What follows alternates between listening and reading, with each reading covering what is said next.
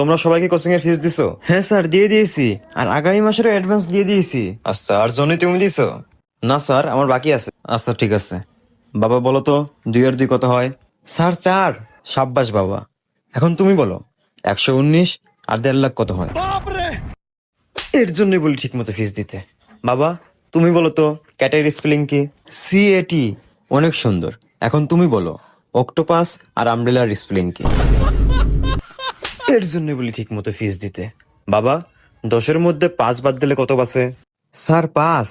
ওরে বাপরে, এত কঠিন কঠিন প্রশ্নের অ্যান্সার কিভাবে দিতেছো? এখন তুমি বলো, 2 জন মজদুরে যদি একটা কাজ করতে 10 দিন লাগে, তাহলে সিমেন্টের দাম কত?